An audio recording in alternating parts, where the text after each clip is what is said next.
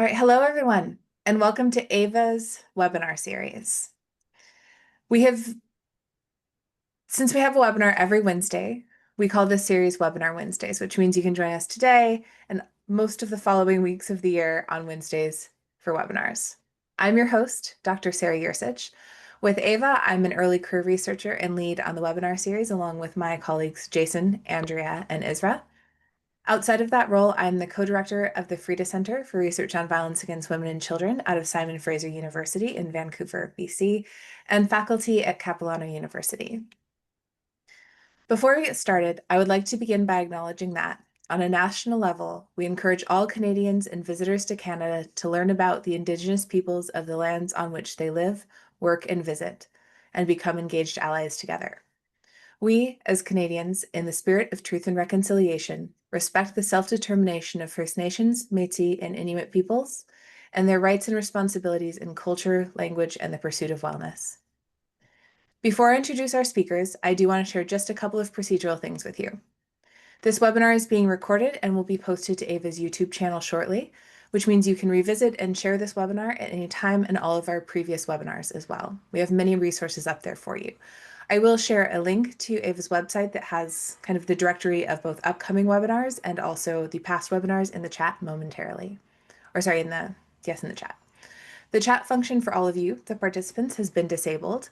However, you can use the Q&A function throughout the presentation to pose questions to our speakers. If you run into technical issues, you're also welcome to reach out there and Jason or I can assist you. And we will make time to discuss your questions that were posted in the Q&A box at the end of the webinar. Now, without further ado, the focus of today's webinar is a brain injury-informed approach to working with survivors of intimate partner violence.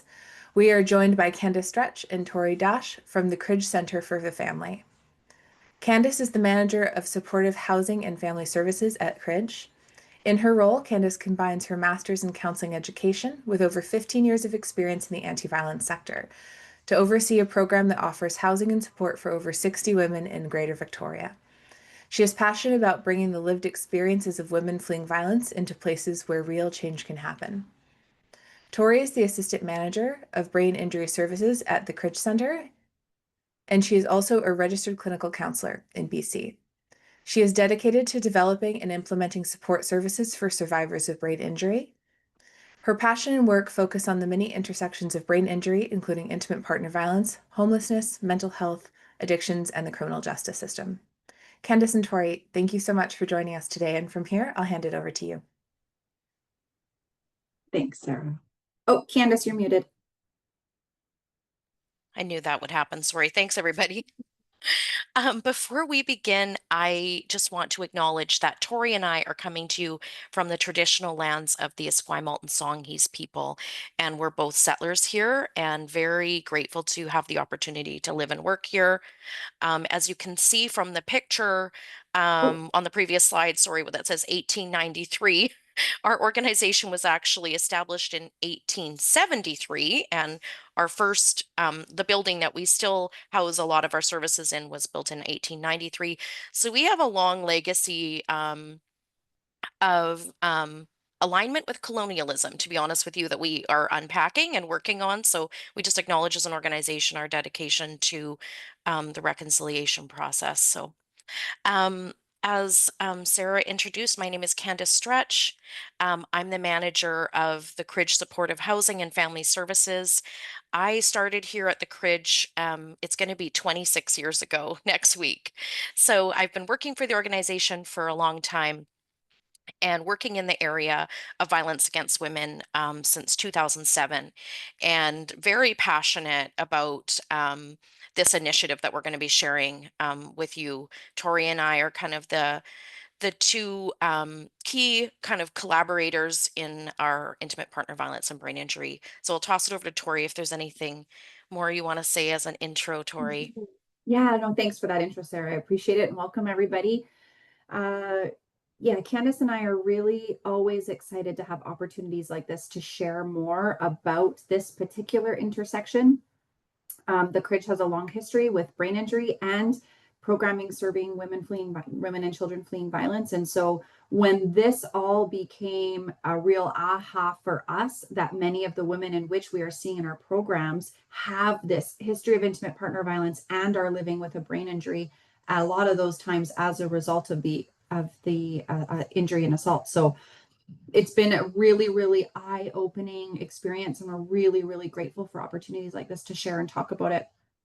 I have worked in the brain injury field for about 17 years now at the Cridge. It's been a really, really incredible journey from working on the ground as, doing the support work and then case management and then some program coordination, and now in management team here at the Cridge. One of the highlights of my career and time here at the Cridge has been the launch and development of the IPVBI services.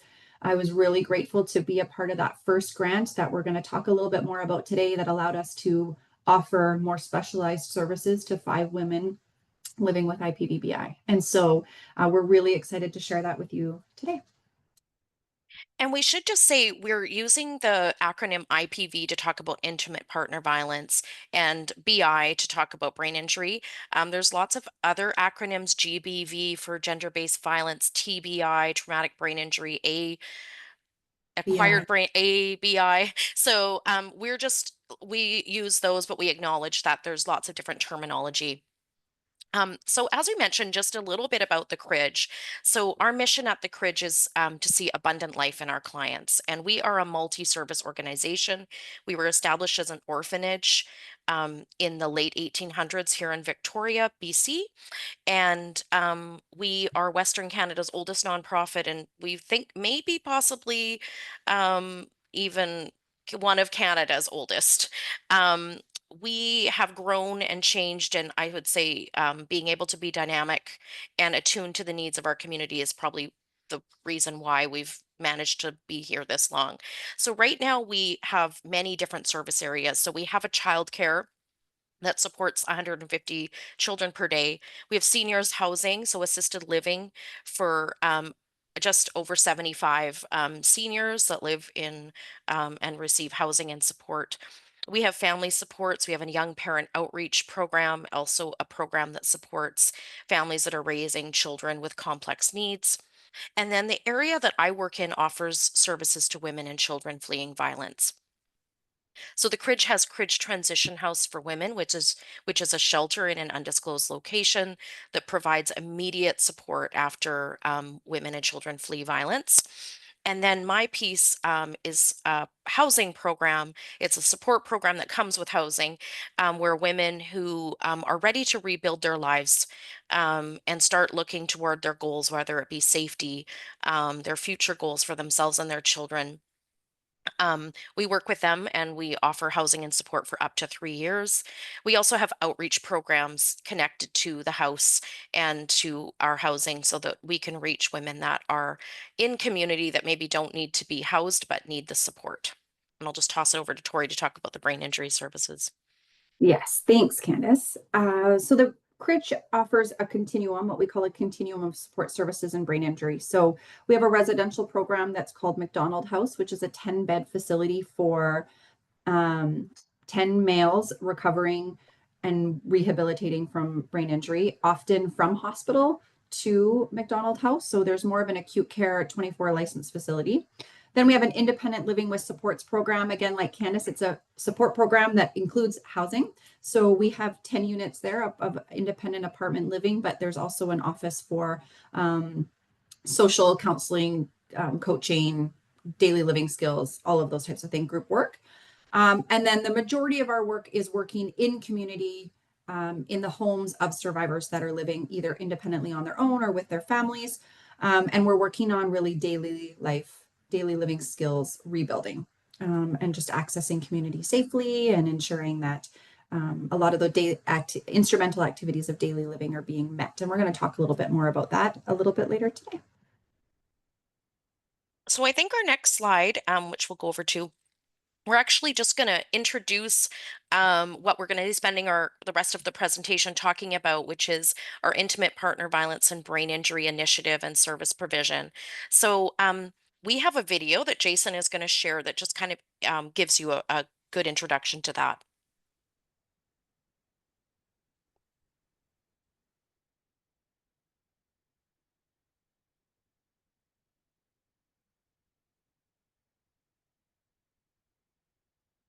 Jason, I just stopped sharing.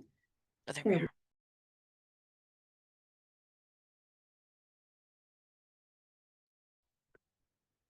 I don't think we can hear the participants. I can't hear.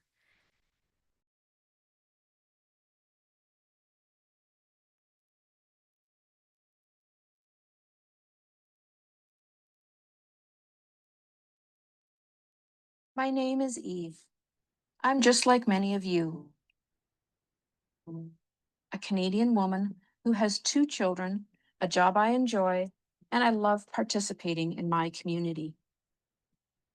It sounds cliche, but my wedding day felt like the happiest day of my life. But 4 months into the marriage, the nightmare began. It started with a slap across the face, but quickly escalated. And for the next 8 years, my husband beat me, strangled me, rammed my head against walls, and degraded me. It felt as though he'd stolen every shred of self-respect and confidence I had. Leaving him was the scariest and the best decision I ever made. It was also the start of my overcoming years.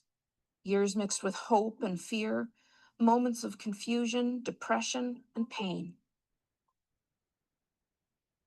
There were times I didn't know how to put food on the table, and it broke my heart that my kids were living in poverty. The thing is, my overcoming journey was hard, really hard, but it ended in healing and safety and hope. This is my story and the story of thousands of women in Canada. I know that for many women, their story does not end with hope. Intimate partner violence is an epidemic that results in thousands of women sustaining life-changing brain injuries. More than 200,000 Canadian women a year are impacted by it. Let's put this horrendous statistic into perspective. For every professional hockey player diagnosed with a concussion or brain injury, 5,500 women in our country will receive a brain injury at the hands of their intimate partner. With no services in place to support women in dealing both with the violence and the brain injury, women are affected by mental health and addictions issues, loss of employment and parenting abilities, and eventually poverty and homelessness. In order to stop this epidemic, the Cridge Centre for the Family has 5 objectives. 1. Conduct research to develop a body of evidence supporting the need for change and services. 2. Provide training to service providers whose work intersects with women seeking help due to domestic violence and/or brain injury. 3. Provide direct services to women impacted by intimate partner violence related to brain injury. 4. Advocate within the community with government officials and policymakers to effect systemic change. 5.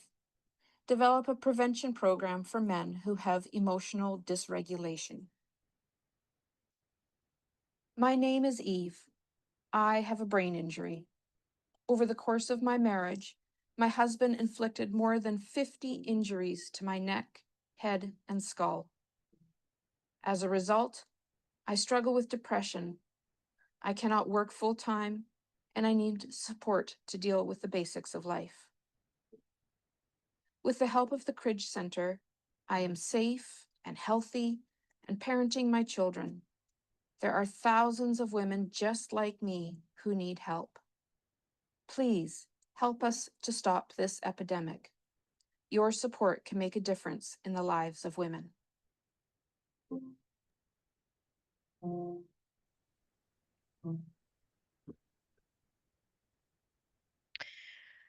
So as Tori's sharing our presentation again, I'll just kind of let you know that we're going to go into a little bit more detail about each of the 5 parts of the initiative that were just presented there.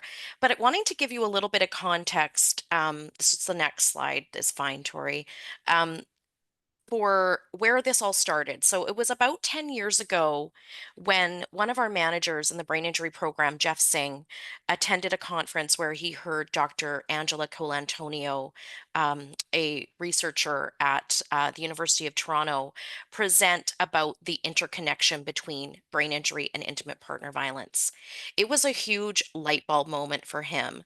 And that's kind of where we got the image of candles, because everyone who's heard about this interconnection has had their own kind of lighting up that has happened, light bulb moment.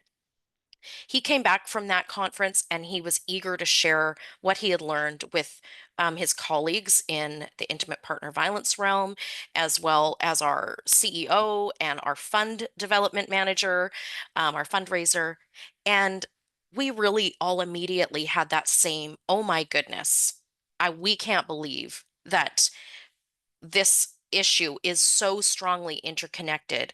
And we had been working, collaborating from time to time with women who maybe had had a violent assault, who'd come in with visible signs of brain injury, who'd been diagnosed in hospital and come in. But we had no idea how many women we were working with in the transition house, in our housing, that were living with a brain injury every day and did not know it, or were too afraid to reach out and say, I'm struggling. And so to us, it was looking like women who were 3 or 4 years into their relationship with us as service providers, that were still struggling to make it to appointments, that still couldn't find housing or do the daily things, that the acts of living that they needed to do. And so we were sort of feeling like, man, I guess we're not making any headway here, any progress. It was just so amazing to us that we had not thought, it had not been come to us that this could be a brain injury that this woman is experiencing, that we have not been treating. So we really felt immediately, wow, we need to take action. We are uniquely positioned at the Cridge where we're offering both of these areas of service provision. We're knowledgeable, we're excited, we have connections. If we can't do this, then who can? So we need to be leaders in this and start creating an initiative. So you heard kind of about the 5 candles. But our first one was research. It really, the whole light bulb moment came out of hearing from researchers. We wanted to get to know who is doing research in this area. How can we support them? Can we participate? Can we enhance the research that's happening in this area, because it's so critical? We knew we wanted to have some sort of service provision, that where we could support clients with brain injury services and intimate partner violence services. And so we'll be spending quite a bit of time talking about that in the rest of this presentation. We knew we needed to train our staff, other frontline workers, people in the community. So Tori and I have done quite a lot of this type of webinars and workshops, just trying to educate people about this interconnection. We also knew we needed advocates. We knew that the system was not really prepared to take on women and women who've experienced IPV related brain injury. And so we would need to have a voice in policy, in the systems, the health systems, in our own systems. So we do have an advocate who works on our team and helps us make a lot of those connections and inroads. And then finally, with any IPV related sort of initiative, having a prevention focus is so important. And so one of the early, actually, just to give you an example of how interconnected these candles are and how they light one another, as we often say, what in early, we did a research project with 5 women, and it was a long form interview with 5 women who had partner inflicted brain injury. And what we learned from them in that interview is that each of them felt that also the person who inflicted the brain injury had a on them had a brain injury themselves. And so the work that we're doing already with male survivors of brain injury in within the Cridge, we really see as a key piece of prevention work, trying to work with them around emotional regulation, about how to make sure that their challenges don't end up being downloaded on their partners in life and their spouses or partners. So that's been kind of a key piece. We were excited to receive a grant in 2020, and Tori kind of alluded to that, that allowed us to develop and pilot a program that served 5 women living in the Cridge second stage housing. So that's the area that I work, who identified as living with brain injury, and to provide them with brain injury services from the Cridge. And we're now serving over 20 women as this program has unfolded. And we're also excited that, and we'll talk about this more, that we've been able to get some of those women into where the government is funding their brain injury support. So that's been really exciting for us. We're going to talk a little bit more about brain injury and intimate partner violence statistics and research. So I'm going to pass over to Tori. Great. Thanks, Candace. Okay, so just wanting to share some of the stats about brain injury. And I think you're going to find the next 3 slides pretty alarming. The stats in brain injury, in intimate partner violence, and in the intersection are staggering. And they often really lead to that aha moment. So in brain injury is the leading cause of disability globally. Approximately 165,000 people in Canada this year will sustain a brain injury. So when you look at that, that's about 1.5 million people in Canada today, if you were to collaborate all of those stats from year to year. What we also know is that brain injury does not only affect the survivor. Brain injury affects people around them. It affects their loved ones. It affects their employers. It affects more than one person. And we often apply a 3-degree rule to that, and saying for every one person who sustains a brain injury, 3 people are also impacted by that brain injury.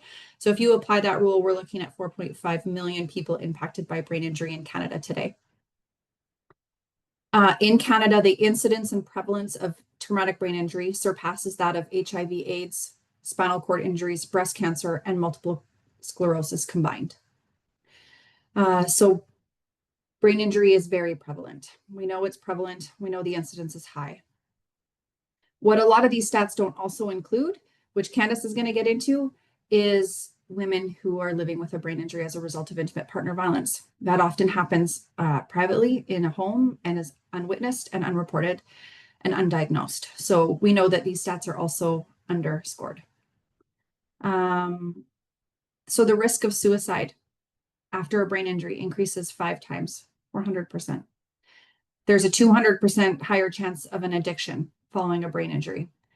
There's a lot of research being done in that area. We don't know if that is pain management, if that is coping, if that is escapism, but we know that it's happening and the rate is high. 80% of prisoners have experienced a brain injury, with over 60% sustaining their first injury during childhood, and often as a result of abuse, which also speaks sometimes to the research that Candace was talking about the abusers having brain injuries themselves. And so where is our prevention work? Where are we able to inject some services and support there too?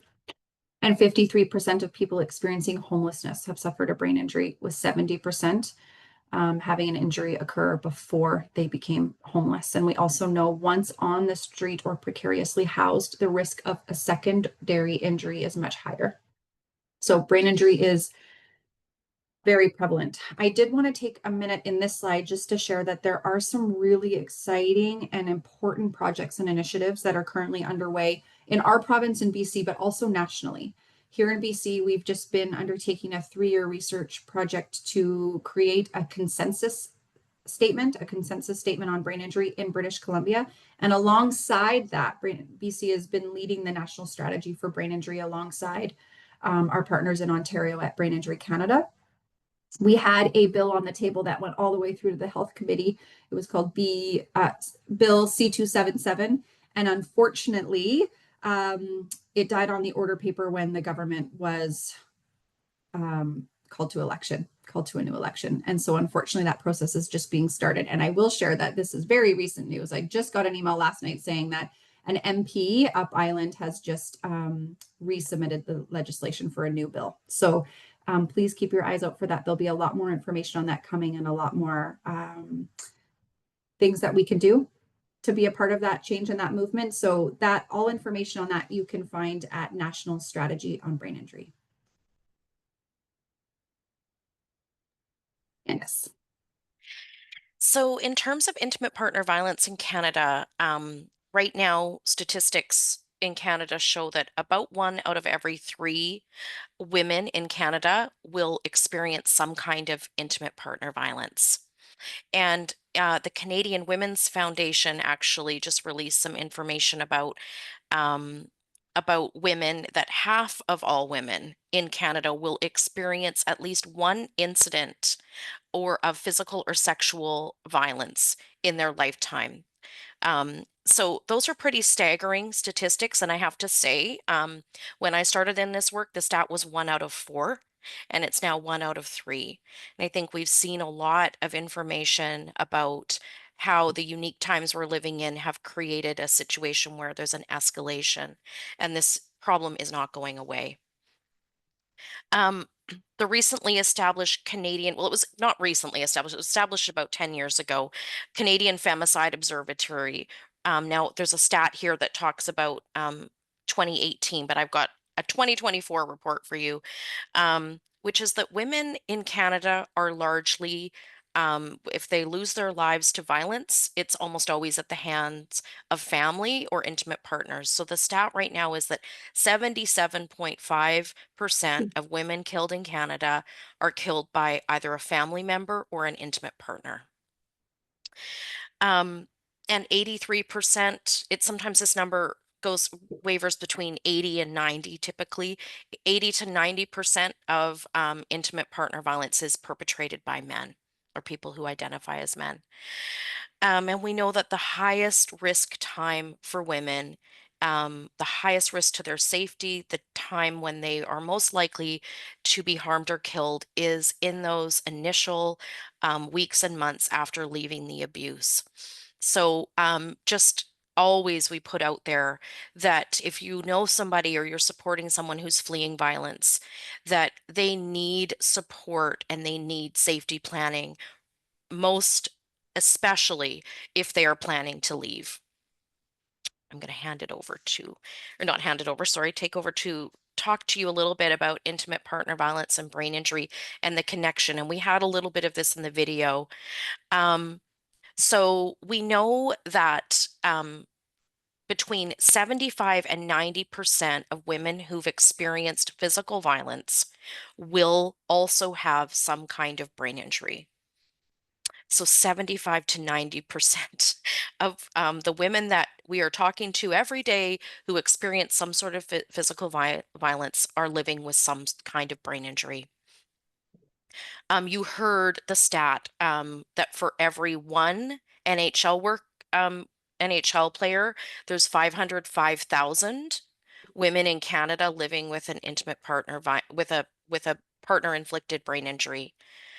That stat comes from our colleague, Dr. Paul Van Donkelaar at University of British Columbia, Okanagan, who has done many research projects about sports-related concussion and brain injury, and is now pioneering a lot of the work looking at women's brain injury.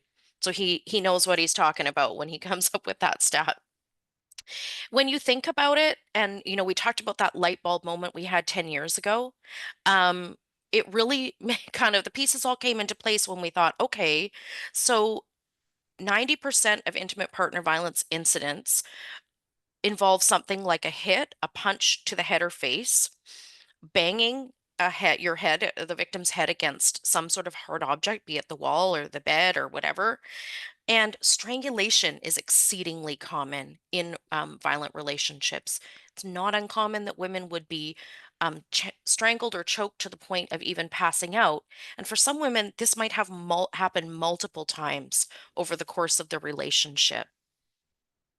And the key factor really here is that women are not getting the medical response to, they're not seeking medical attention immediately after abuse.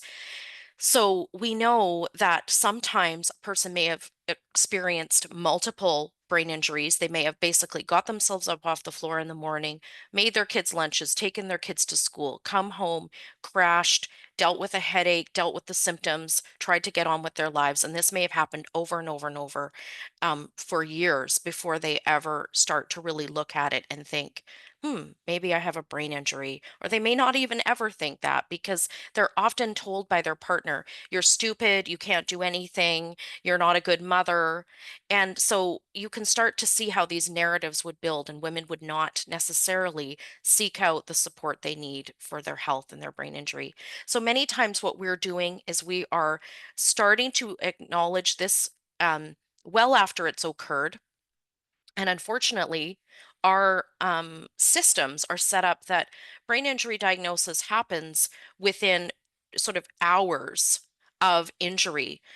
We think about the person who gets into a car accident, the football player, the NHL player that gets a concussion on the ice, where there's immediate medical response, there's brain scans that catch the damage, and then treatments are offered, and supports, community supports are offered. That system breaks down when the injury has occurred 2 or 3 years ago. And so this was one of the glaring issues that we had to deal with, is that the women we wanted to serve and we wanted to reach out to were not going to be coming with funding for the supports that they needed. And so we needed to be able to fill that gap if we were going to provide meaningful service. And we'll talk about that a little bit more um, in our next slide. So you're hearing from me for a few slides, and then we'll pass it over to Tori. So our brain, one of the candles that we talked about was service delivery, and this is really where Tori and I have spent a lot of our focus and our work. So we wanted to build out a model that was collaborative. I'm working in, and I've worked in brain injury or in intimate partner violence realm for years. Tori's worked in the brain injury realm for years. Our workers have to be experts in so many areas already just to be able to provide services. And we knew we couldn't turn around and say, oh, all of our transition house workers, all of our second stage workers, you now need to know all about brain injury. You need to be trained on how to provide service delivery. We felt that we were in such a unique position to collaborate and to be experts in our own realm. So the service is collaborative, and what we do is we bring brain injury services into settings where there's already intimate partner violence support. So of course we started with the Cridge and our services, and we've now expanded to where some other local transition houses and IPV service delivery programs where we're providing some brain injury support to their clients. We wanted to have that separate but complementary kind of idea that I spoke of, where we're experts in our own realm. And we wanted to be able to build in time for communication and collaboration so that we could learn from each other and we could support clients better as a team. And we just to kind of give you an example of that. So, for example, we were working with a client whose ex was actively trying to find her, and there was a lot of stress and anxiety happening. At the same time, that stress and anxiety was causing mobility issues for her, was enhancing some of the brain injury symptoms that she was experiencing. And so she was slipping and falling a lot. And so while our intimate partner violence team was working on seeking out protection orders, making sure that there was concrete safety plans, the brain injury team was outfitting her home and putting in grab bars into her shower, helping her navigate how she was going to get around her home with the least amount of tripping hazards. So this is kind of just an example of how we work together collaboratively to handle a crisis, but to look at it from our specific lenses. And then, as we've talked about already, we knew that we had to self-fund this service. We had to be able to raise money through grants, through private donations, because we knew that these women were not going to come with provincial health funding to pay brain injury workers. We knew that we were going to have to do that for them. So that was been a really key part. And as I said, our fund development manager has been a huge part of this process. So next slide. So we've obviously learned a lot through doing this. I would say that Tori and I have had hiccups and bumps in the road all over the place. We've had to sort of smooth things out, to change things, adapt on the fly. But it has overall been something that we've had such incredible buy-in from our staff, and we've seen the impact that it's had on women's lives.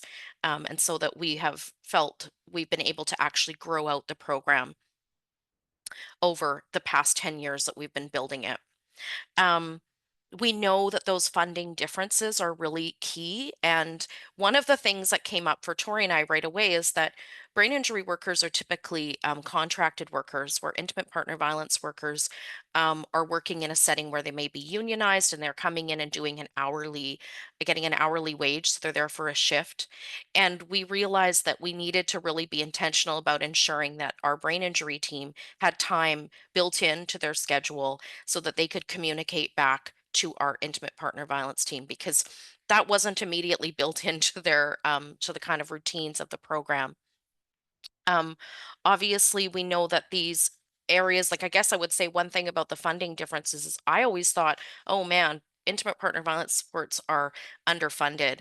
And then when I started to really understand how underfunded brain injury supports are, I saw that, that is an area that we really need to, as a society, as a country, in our individual provinces and health regions, dedicate more funding to.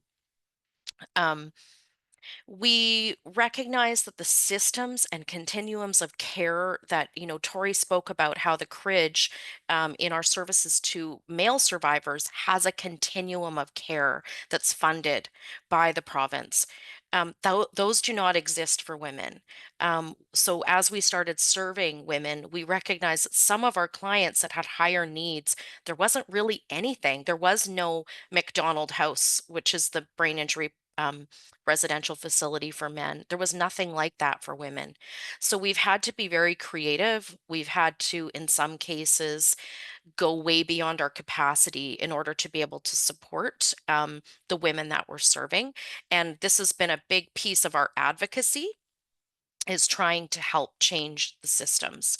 One huge breakthrough that we've had in our island health um, realm is that we've started to have easier methods for women to be diagnosed with brain injury that are recognized by Island Health. So we've had OT assessments be acknowledged as a method of diagnosis, so that we can actually shift some women into receiving Island Health support. So just an example of how much advocacy is needed in this area. And we really realize that we need to keep providing training to our staff. We all live in a world where staff come and go. We want to make sure that they all understand this link, that we are helping them to set up spaces and workplaces that are brain injury friendly for our clients. And so also doing cross training where we bring our staff together to share from one another. And I know even I've talked to folks in rural communities where they may not be able to do cross training, but they've been able to invite their local brain injury support agency to their staff meeting to share, and vice versa. So things like that have been really important. I'm going to hand it over to Tori now. Great. Thanks, Candace. So in order to sort of illustrate what this might look like, who we're serving, and how this model plays out, I just want to share a story. I'm going to read a story now, and we're going to look at we're going to tease it apart after. So this is Marie's story. Marie and her husband were married for 10 years. During the course of their marriage, Marie's husband assaulted her dozens of times. These assaults would frequently include hits to the head and occasionally would result in her husband strangling her until she passed out. With each assault, Marie found it harder and harder to manage the tasks of daily living.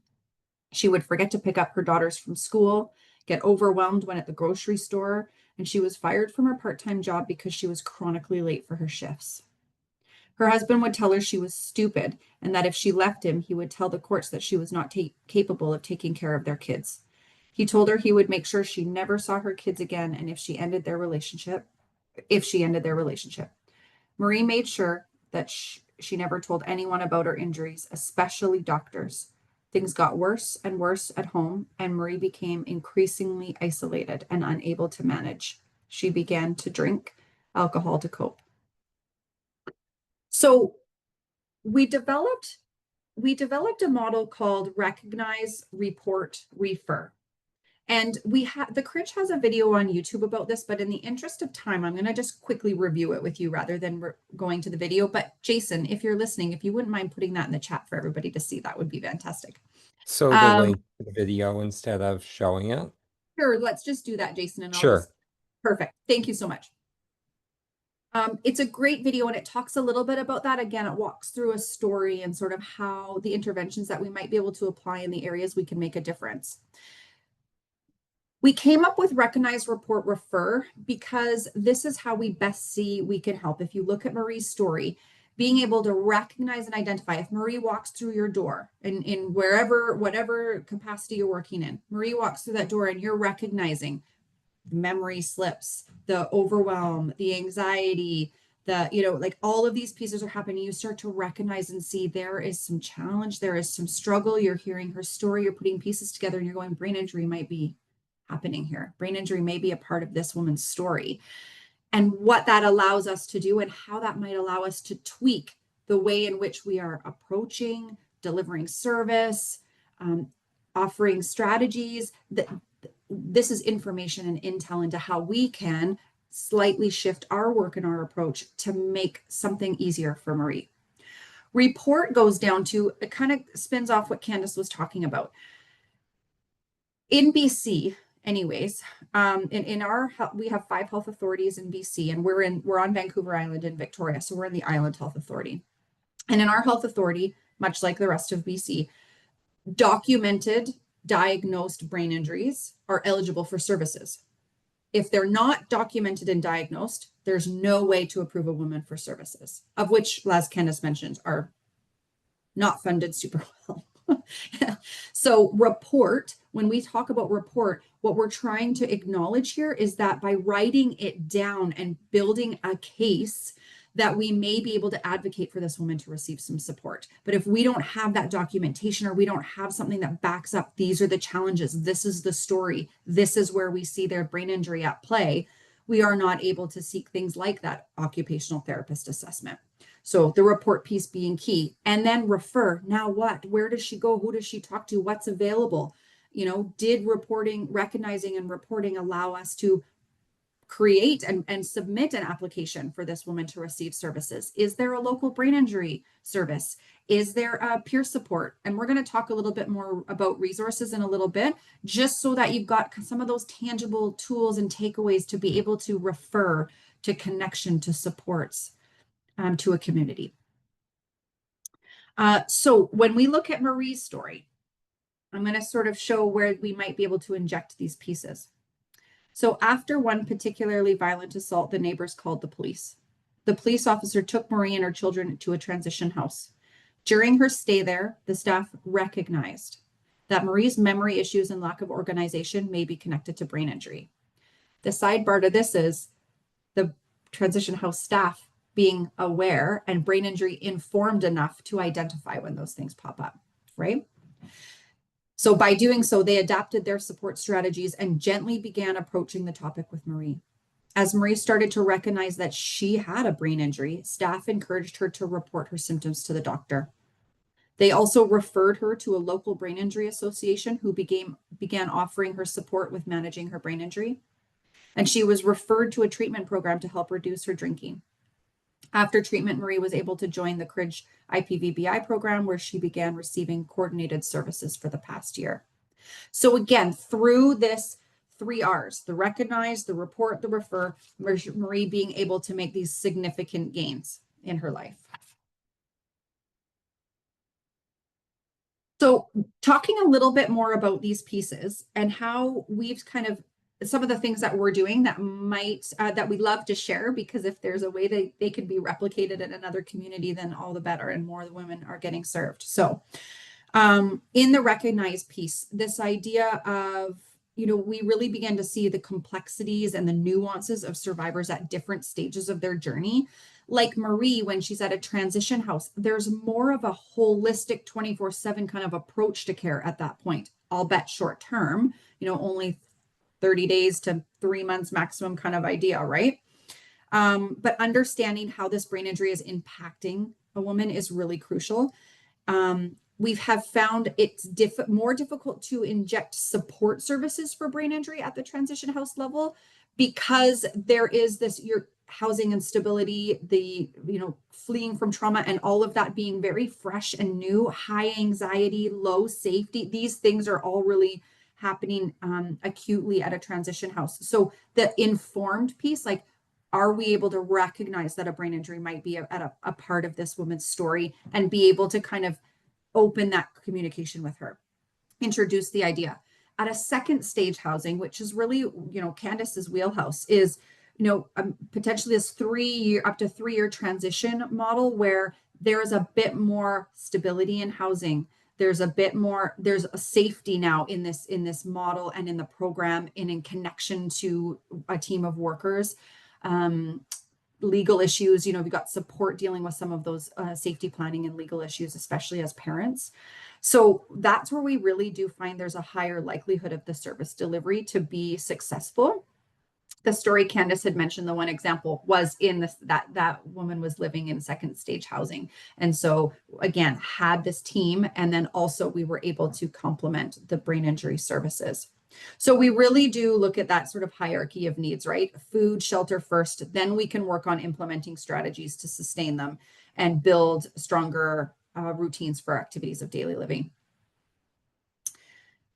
At the Cridge Transition House, this idea, we have a brain injury liaison who's there, and it's just that idea of like, let's add brain injury to the conversation. Let's make it more comfortable to talk about that it's not stigmatizing, that it's not an X against you in any way, that this is okay and this is part of your experience. And in fact, if we highlight it, we can maybe make things a little bit easier for you. So we also offer welcome kits, and that's another way of just injecting this little bit of it's okay and let's talk about it.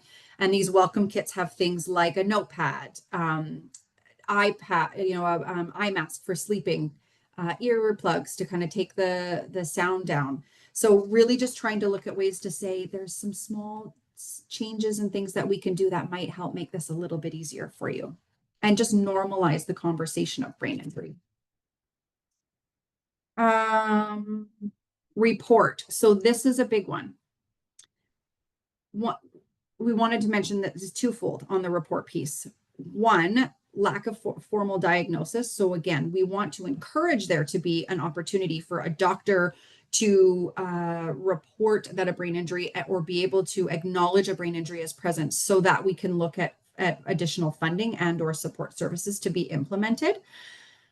We know that this is a particular challenge because women's brain injuries, as Candace mentioned, are underreported to police or medical professionals. Candace and I were recently able to be a part of a huge training opportunity with local police officers who are, have more understanding around gender-based violence, around strangulation, and making note of these things. Because again, if the police don't even see them, then there's no documentation anywhere that this was part of the assault. So we want to make sure, so we know that they're underreported. That when they have disclosed, we hear a lot of reports from women that when they have mentioned it to somebody, that it's being dismissed or minimized, or often misdiagnosed as mental health or misguided into a mental health stream. And we know, in fact, the intersections are very clear. Mental health and brain injury can both exist at the same time. It's not one or the other. It's often both. So it's okay to say it's both. And in fact, again, if we say it's both, then services hopefully ideally open in both lanes. But one of the things about report to be really cautious about is this fear of brain injury being weaponized. And that's a really real fear for a lot of women, particularly women who have children, is that they may not want to disclose because the stigmatization of brain injury that gets held against them as though it is a hit to their capacity and that they may not be able to take care of their children. So in Marie's case, for example, her ex used the brain injury against her in court and he was able to get 50-50 custody of the kids. Because she did not receive immediate medical assistance post brain injury, she was not able to get a formal diagnosis and thus did not qualify for government funding. So again, Marie said at the end of the day, knowing she has a brain injury and that she's not stupid like she was always told that she was, that makes her life a bit easier. And she does feel like she has the ability to move through life with more ease. That being said, this is where something like it being used against you in the current status of affairs, that is a real reality. And then refer, we're going to talk about in the resources a little bit more. So I'll skip over that piece.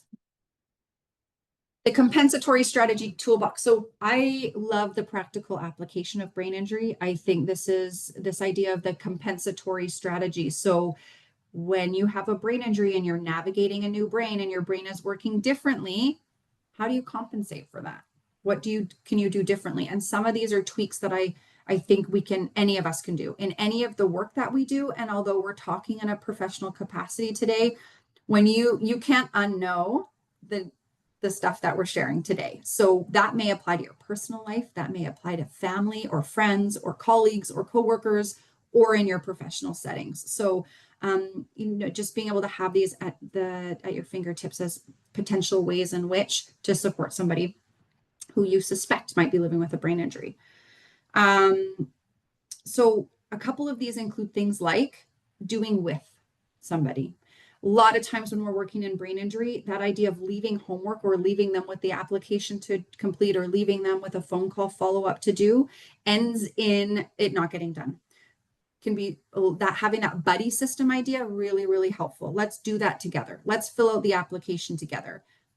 Patience is key. Repetition is key. So you may need to do this multiple times. A lot of times when you're working in brain injury, it's not a one shift to get these tasks done.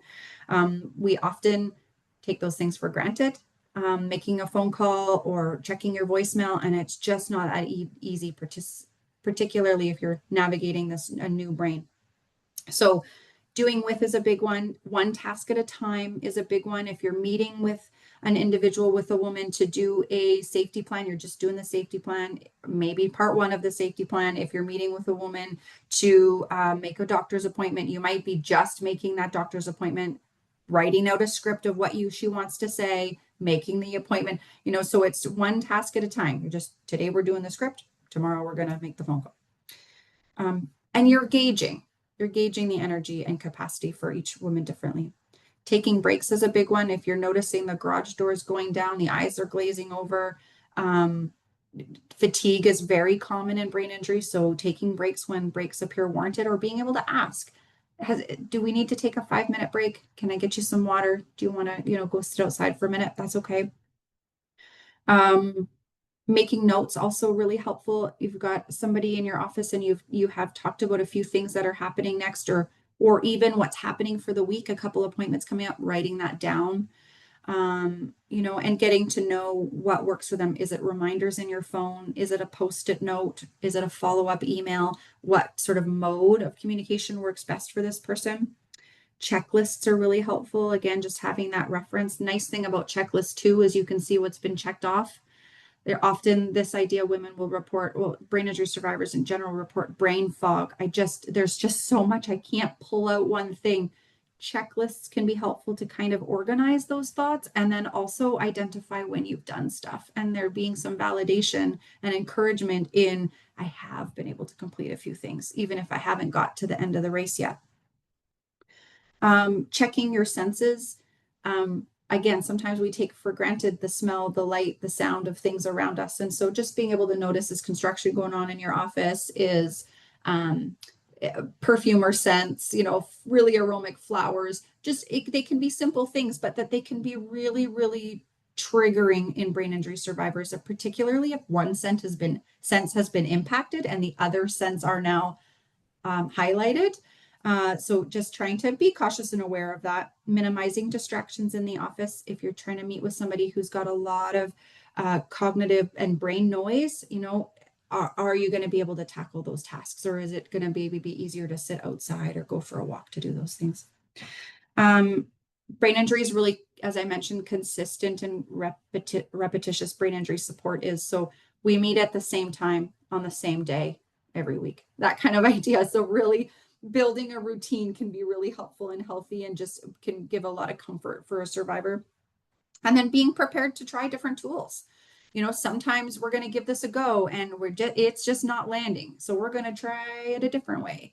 You know, you need a medication reminder because coming to those appointments at 10 a.m. are really challenging if you haven't had your medication, but you keep forgetting to take your medication. So what do? How about a post-it note on your coffee pot? Or how about a reminder where you keep your toothbrush? You know, like these types of things, just trying to think a little bit outside of the box and get in touch with what are the rhythms of this person and how, what compensatory strategy makes most sense for her.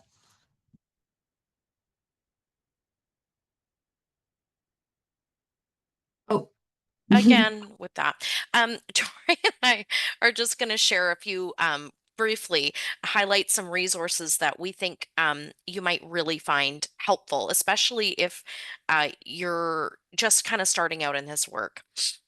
The one that I'm going to highlight for you is called the ABI Toolkit. And this is a very comprehensive online resource that gives all kinds of helpful information about brain injury, intimate partner violence, and the connection between the two. So there's detailed kind of stats about traumatic brain injury, detailed stats about intimate partner violence. There's all a section that's all about supporting survivors. And I just want to say there's a section in there called support strategies. I was going to dig into it, but in the interest of time, we're not going to do that. But I'll just encourage you to check it out. Under support strategies, it just goes through each and every symptom of brain injury, and then how, as a service provider, you might respond to try to help that person cope and support them through that. There's also a resource library that's full of research papers. This is the type of thing that if you are thinking about providing collaborative service provision or providing brain injury service provision for intimate partner violence, and you're writing a grant, knowing that you can go to the ABI toolkit and you can pull up all kinds of statistics to back up the grant that you're writing and the need for supports. It's all there for you. So there's a lot there, but I really encourage you to dive in and just check it out. And I'm going to give it over to Tori. Thanks, Candace. Great. And then two more that we really wanted to share. Actually, three more because I missed one on an earlier slide. The helps tool. So the helps tool was really created as a way to open conversation with women that might help you to better recognize and identify if a brain injury is part of this woman's experience and story. Again, it's not a diagnostic tool, but what it does do is help inform you if a brain injury is at play. So again, it might open some creative and innovative conversations around compensatory strategies or support services for women. So these are questions like, have you ever hit your head? Were you ever seen in the emergency room? Did you ever lose consciousness? Did you ever experience any problems since you hit your head? Have you experienced any sickness? And it goes into a little bit more detail of what each of those things might be. Just twofold again, it's helpful to bring this up so that it can help identify for you if a brain injury is at play. It also helps her to identify if a brain injury is at play, because there's often, this has not been a language, this has not been a narrative, a part of her experience. And so it does help to destigmatize, ideally, and open and normalize the conversation that, based on those staggering stats Candace shared, there's a likelihood this is at play. And that's not her fault. That's not her fault. And it's something that we can talk about and we can apply some support to. So the helps tool can be really helpful for you in your work. The helps tool, you can find that, I think you can find it at the ABI toolkit, but you can also find it at SOAR, SOAR, and we'll make sure all the resources that we share get linked to you as well. SOAR, supporting survivors of abuse and brain injury through research, is out of BC here. Also, though, national resources that they're sharing for everybody, you can find that there. SOAR was also a part of creating the Concussion Awareness Training Tool, CATT. And this is an incredible resource and an opportunity to do a 30-minute training, and it's more of an info session awareness training But again, it's that idea to help you identify, recognize, see when brain injury might be at place, how this happens. And it does provide a completion certificate at the end. I believe it's about 30 minutes. And Candace and I have really incorporated this into training for any of the support workers we have in intimate partner violence and or brain injury. It's just, again, help getting your head wrapped around to be more brain injury informed in the work that you're doing. Helps tool, concussion awareness, and also women at the center, all one word. They work out of Toronto and they're a peer-based agency. So it is survivors of intimate partner violence supporting survivors of intimate partner violence. They're involved in research, but they're also a community of connection and a really important place for a safe place for people with shared lived and or living experience. So that can also, when you think about refer and, you know, this maybe being new to somebody, having this conversation and embracing that this may be a part of her life and moving towards acceptance of navigating a new brain, while also healing through significant trauma, that can be a helpful place to turn to, as well as to have a connection of women who are at varying points in their journey too, and many of whom are ahead of them in the journey and able to offer some inspiration and some hope and some empowerment. So some really great resources there. And again, we'll make sure that you have access to those things. That brings us to the end. That brings us to the conclusion of our presentation. Candace and I are always open for further connection and conversation discussion about this. So please, if anybody would like to reach any of us, this is how you could find us. Email is probably the easiest way. And we're more than happy to answer questions. Okay, some of our incredible people. Thank you both so much for such an amazing presentation. I learned a little bit from your colleagues a couple weeks ago, and I'm so excited to learn from you as well today. Would you like help with the Q&A, or are you interested in reading your own questions? Your help would, Candace, I was like, sure, your help would be good. I'll read them, how about, and then we can, and somebody just wanted clarification what the bill was called, that you mentioned, Tori. Yes, National Strategy on Brain Injury. And I'm going to actually pull up my email and look up exactly what I was sent last night. And I'll tell you what the new bill is. The email is big news, exclamation mark. It is now called Bill C-206, the National Strategy on Brain Injury. Now it did just say this. I'm going to read it to you. You're just at the front line of this news. It was tabled in the House of Commons today, which was yesterday, calling for a national strategy on brain injury. This was tabled by Gord Johns, who is in Courtenay, Alberni, so that's on Vancouver Island. He was a co-sponsor for Alistair McGregor, who was the MP that put this forward prior.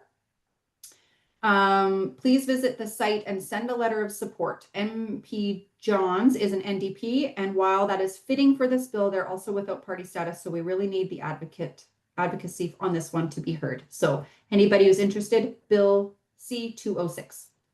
Thank you for asking. So the next question is, can our own organizations work with Cridge as a mentor model and set up a similar 3R type of program? And what are the training and resources you would suggest that the team access? And I think that was answered a little bit before we dove into some of those. But yeah, Tori and I would love to make ourselves available, and that's why we share our email at the end of the presentation. We do recognize that we're stretched a little bit thin, and we can't maybe provide sort of comprehensive coaching, but we certainly want to be able to be a sounding board. And also, we are looking to actually have SOAR, the organization that we talked about, do an analysis of our model of service delivery, and then that can be shared out with people and kind of maybe provide a little bit of a template that people can follow. We recognize that obviously most people don't work in an organization that has both brain injury and intimate partner violence services. So I would say, just really as a very bare bones thing, if you are working in IPV, get to know your BI service delivery people in your community and vice versa. Just have them for coffee, invite them to a staff meeting, start to build relationships as really just kind of a ground zero. Yeah. Yeah, and then just to piggyback that, Candace, exactly. Like one of the things I'm so excited about is like, one of the candles being research, and just continuing to talk to people doing research in the community has landed us an opportunity where, as part of a 3-year Public Health Agency of Canada grant that SOAR is working on, they're going to do a formal evaluation of our program with that exact intent. Spell it out, put the framework, and then we want to share it widespread, because this is not about look what we did or we own this. It is great. We were able to find a way that we reached some people, and we really want everyone else to have an opportunity too. So yes, and if you reach out to us, I'd be happy to also share that like as it comes out and make sure you have that information. But I'll also keep Sarah and Jason and Andrea, we'll keep them in the loop, and hopefully can come back and share more of that as more things are launched. But that evaluation, and then also as part of that grant, we had been collecting a whole bunch of stuff around training. What do our workers, what information have we, learned along the way is crucial to their work, whether you're IPV looking to be BI informed or brain injury worker looking to be IPV informed. And they have taken all of that information, and as part of the grant, are going to build out a support worker training. And so that again should be available on a national scale, probably through a virtual modality. So we'll keep you posted on that. But we hear you. Thank you again for your interest and excitement and getting something like this going in your wherever you are. And I hope those two things coming out soon will help. And then the next question, I think she felt was answered, but maybe we could just highlight this. It said, you mentioned welcome kits and compensatory strategies. Is info on this available on your website or with local practitioners? No, it's not. You got the exclusive information here. Yeah, the welcome kits are something that our colleague Marlene, who runs the transition house, she's the manager there, has been really open to for a long time, and now works closely with our brain injury liaison that's in the house. And that person is there, I think, 4 hours every second Friday, and then tries to connect with women and talk about brain injury. But those welcome kits, as soon as a woman comes into the house, are offered, as she, just as this might be part of your experience, and we hope something in this kit might help. And if it does or doesn't, let us know, because again, that's information, right? And then the compensatory strategies, that ABI toolkit that Candace mentioned, that website also is a really great go-to for looking at compensatory strategies, which generally are around instrumental activities of daily living. So that's things like organization, medication management, not eating, feeding, dressing, but the other stuff, paying the bills, making the phone calls, accessing the doctor's appointments. So it's really just the creative, innovative ways of trying to find a new way to do that if it's not working. And the final question was just asking about links to, the question asker said that she started digging the toolkits and they seem quite great. So she's starting to find some information about that. So it's just about some links to the resources that we shared. I was trying to type those into our chat, Sarah and Jason, but it wouldn't let me send it out to attendees. So hopefully we can make sure that there's links provided somewhere in the presentation that gets shared out and that is available. We'll do our best, but certainly email us if you do want the link to something that you heard about in the presentation. And I was just going to kind of share that just when we were speaking is that one of the things our transition house manager has really aimed to do is just make the house a brain injury normalizing space, for lack of a better, but just in everything you do, if you're working with women impacted by violence, trying to just send cues to women that brain injury is exceedingly common and that it's okay, and it's you're not alone, you're not stupid, you're not weird, and if you are able to have a conversation, if you feel you're informed enough to just have a little bit of a conversation with a woman, that you really invite that to happen. But Marlene, our manager of the transition house, also says that these strategies and tools that she's learning, they're helpful for anyone who's even just experiencing trauma, because some of the symptoms of brain injury and trauma are very similar. And so things like, just being aware of lighting, all of the things that Tori went over, those things are helpful, whether someone identifies as having a brain injury, whether she has one but doesn't want to discuss it, whether she doesn't have one but has trauma related symptoms. We can just create spaces that are a little bit more BI informed, and that actually helps everything. So, Yeah, Candace, great point. I think I didn't mention this when I was talking about the compensatory strategies, or the helps tool, where they're helping you to maybe identify if a brain injury is there, is that this is low risk intervention, right? We're not trying to diagnose, but by using the helps tool or opening the conversation to a woman and maybe identifying and recognizing it's there, and then you tweak your strategy or approach a little bit, low risk intervention. mhm. You're not going to do harm by turning the lights down, but you may really help. So it is, it's a low risk intervention, which is with potentially big outcome. And then the other part is, I get this question a lot, this kind of trepidation around, will I hurt her feelings, or will it be triggering for me to talk about brain injury to her? And it has been my experience, and Candace, speak to this if yours is different, but it has been my experience that that is generally met with intense relief. That by talking about brain injury, hey, it is quite common for women who have experienced intimate partner violence for their brains to be functioning slightly differently. Is that part of your experience? And then going, yeah, I used to be able to do these 12 things and now I can't. And all I have is this brain fog, huge key word. Brain fog is a huge way of describing that kind of brain mumbo jumbo that's happening for them. And going, that happens. That happens. And we can help kind of identify and figure out a way around that, or some of those things. It historically, like 100% of them, in my experience, that has been met with, oh, well, that explains it. I'm not stupid, or there's nothing wrong with me, but my brain is working a little bit differently now. Thank you for noticing, So I think that's an important thing to acknowledge too. Yeah, we don't necessarily have to go to bringing in brain injury supports into this person's life in a very formalized way.